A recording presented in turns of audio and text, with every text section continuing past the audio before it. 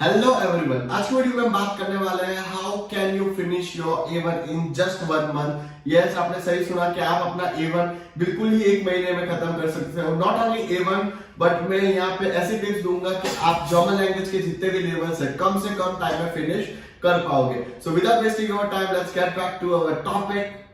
सो hello everyone, मेरा नाम है Pravesh Chauhan and I am the co-founder of Indo German education igniting the brightest future.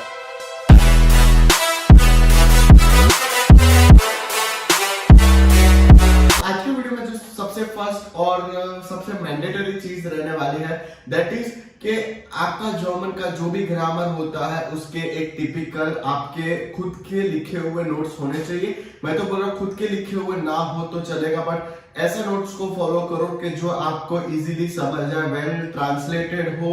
वहां पे कुछ फॉर्मूलाज भी साइड में लिखे हुए जैसे जुबिएक्ट प्लस वर्ब प्लस ऑब्जेक्ट या जो भी फॉर्मूलाज आप उससे उस फॉर्मूला को अप्लाई करने से आप सेंटेंसेस बना सकते हो, वो फॉर्मूला लिखे होने चाहिए। सेकेंडली, वो जो भी नोट्स हो उसको आपको मिनिमम 5 to 6 टाइम्स रिवीजन करना है। यस, सी मैं एक स्ट्रेटेजी को मानता हूं that is 1 book 1 tutor and multiple revisions.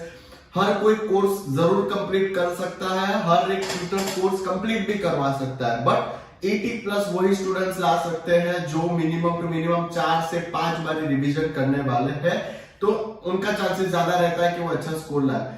Third thing ये है कि जो भी आपके नोट्स हो उसको एक अच्छे मेंटोर से चेक करा लीजिए या फिर किसी मेंटोर के ही नोट्स यूज कीजिए। ठीक है, बुक्स बहुत सारी अवेलेबल्स रहती है मार्केट में, बट बुक्स का एक होता है कि आप एज अ रेफरेंस उसको देख सकते हो। मैं तो इसी स्ट्रेटेजी में मानता हूं कि जो नोट्स होते हैं वो आपको सिंप्लीफाई करके देते हैं चीजें, जबकि एक जो पूरी जो बुक रहती है, जो भी आपकी बुक आती है मार्केट में, बहुत सारी बुक्स अवेलेबल है, तो वो बुक्स का ऐसा होता है एज अ रेफरेंस ठीक है, वहां से अगर रीडिंग के लिए यूज करना है वो मटेरियल तो बेस्ट है, बट ग्रामर वाले जो भी पॉइंट्स है आप खुद के नोट्स बनाइए या किसी मेंटर के नोट्स यूज कीजिए। या तो मैं बोलूंगा आपके जो भी सीनियर हो जिन्होंने ये सारे एग्जामिनेशंस पहले अच्छे स्कोर्स में क्लियर कर रखी है वो नोट्स यूज कीजिए, क्योंकि वो ज्यादा आसान रहेगा चीजों को खत्म करने के लिए।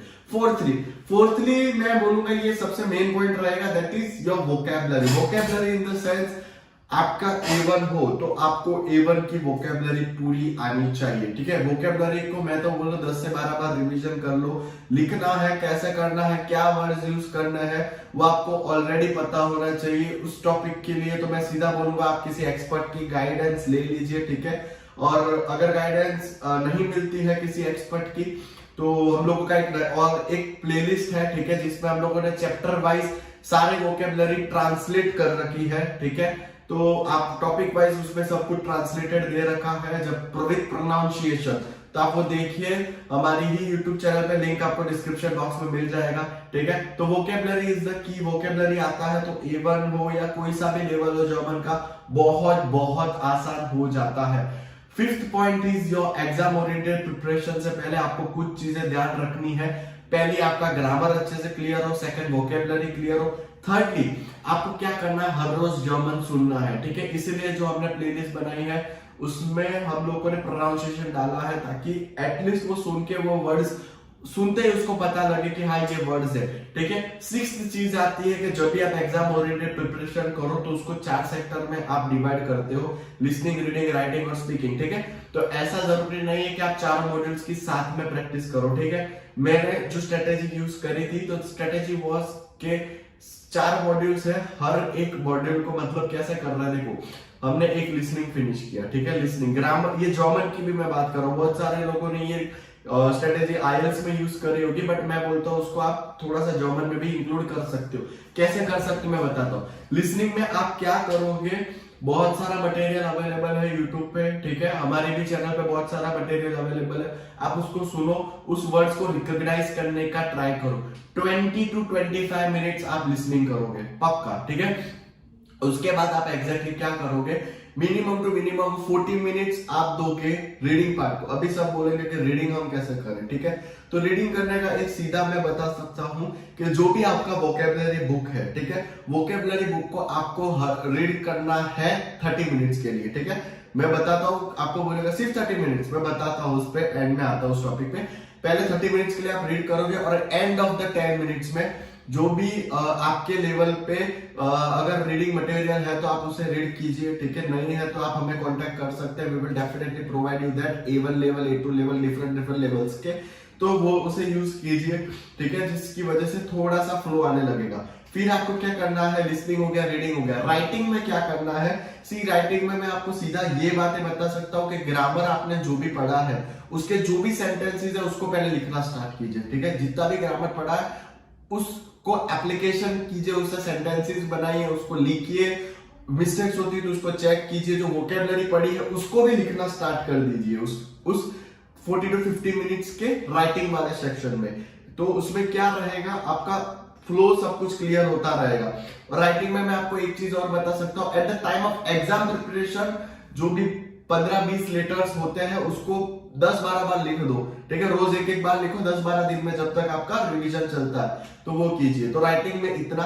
स्पीकिंग में आपको क्या करना है, स्पीकिंग में हर रोज अपने आप को इंट्रोड्यूस करना है, हर रोज किसी एक इंसान से बात कीजिए, ग्रीटिंग से लेके उसको एंड कीजिए, किसी टॉपिक पे बात कीजिए, कुछ सिचुएशन क्रिएट कीजिए कि हाँ हमें अगर स्पाइसी गेम पे जाना है, मतलब to going for a walk, ठीक है, तो उस केस पे आप कैसे सिचुएशन क्रिएट करोगे, कैसे बात करोगे, टाइम कैसे डिसाइड करोगे, क्या लेके जाना चाहते हो, ठीक है, मतलब कब जाना चाहते हो, किधर जाना चाहते हो, वो सब जर्मन में ट्राई करो, ठीक है। इफ इन केस आपके पास कोई है नहीं जिसके साथ आप बात कर सकते हो, तो हमारे खुद की एक कम्युनिटी है जिसमें बहुत सारे स्टूडेंट्स हमारे साथ एनरोल्ड है जर्मन लैंग्वेज के लिए, तो मेंटरशिप प्रोग्राम के लिए। तो हम उसमें क्या करते हैं, स्टूडेंट्स को एक ग्रुप बना के देते हैं जहां पे वो जूम सेशन पे एक दूसरे से बात करते हुए और मैं उनको इंप्रूव करता हूं अगर कोई मिस्टेक होती तो। वो केस में अगर आपको ज्वाइन करना है तो you can definitely text us in that to.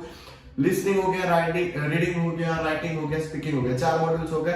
अभी मैं बोलता हूँ ये समथिंग लेगा 2 से 3 घंटा। इसके मिनिमम टू मिनिमम आपको 2 सेट मानना है, मतलब एक हो गया सुबह, एक हो गया शाम को, और रात को एक क्या करना है, सिर्फ वोकैबुलरी पे फोकस। रात को मतलब 1 घंटा वोकैबुलरी को दे ही दो, रात को 9 से 10 या समथिंग ऐसा 10 से 11 का सेट मान लिया, तो ऐसा कीजिए। ऐसे एक घंटे की सीटिंग मारना स्टार्ट कर दो, हो जाएगा। लैंग्वेज उतना टफ नहीं है, ठीक है।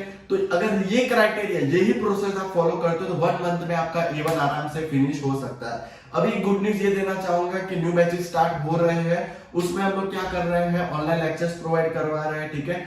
फिर कुछ हैंडमेड मेरे हाथ से लिखे हुए नोट्स हम लोग प्रोवाइड करते हैं स्टूडेंट्स को। उस नोट्स में क्या होता है, एक जर्मन नेटिव फैकल्टी ने उस नोट्स को चेक किया है, उसके बाद एक इंडियन फैकल्टी है जिन्होंने उस नोट्स को चेक किया, उसके बाद मेरे भी स्टूडेंट्स ने उस नोट्स को वेरीफाई किया है। तो बहुत कॉन्क्रीट नोट्स है जो स्टूडेंट्स को हम लोग अवेलेबल करवाते हैं। उसके बाद किसी वेबसाइट या किसी बुक यूज करने की जरूरत नहीं होती, बहुत ही सिंप्लीफाई है नोट्स। थर्ड चीज हम लोग क्या करते हैं, मेरे खुद के ऑलरेडी रिकॉर्डेड लेक्चर्स अवेलेबल है, तो हम लोग क्या करते हैं, डे वाइज उनको वो रिकॉर्डेड लेक्चर्स भेजते हैं रिवीजन के लिए, तो बहुत इजी रह जाते हैं सारी चीजें। फोर्थ चीज हम लोग क्या करते हैं, हर रोज दोपहर को 2 से 3 बजे एक टेस्ट होता है जिसमें डिफरेंट लेवल्स के स्टूडेंट आते हैं, मतलब जो भी हमारे साथ एनरोल है वो अपना अपना टेस्ट देते हैं, ठीक है।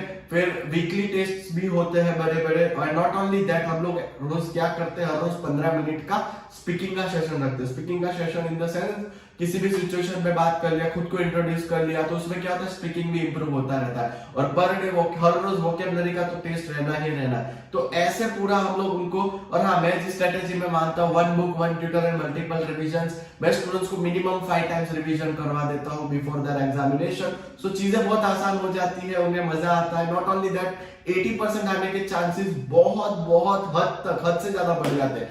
तो ये पूरा एक प्रोसेस है, यही साइकिल आपको फॉलो करना है, and I can bet on it कि इसे अगर आप फॉलो करते हो, अच्छे से फॉलो करते हो, 110% आप A1, not only A1 but आपके जर्मन के सारे लेवल्स इजीली तो सॉल्व, इजीली खत्म, मतलब इजीली क्रैक तो कर ही पाओगे, but with the best score. तो मिलते हैं in the next video, till then see you guys, जय अंबे एंड यो।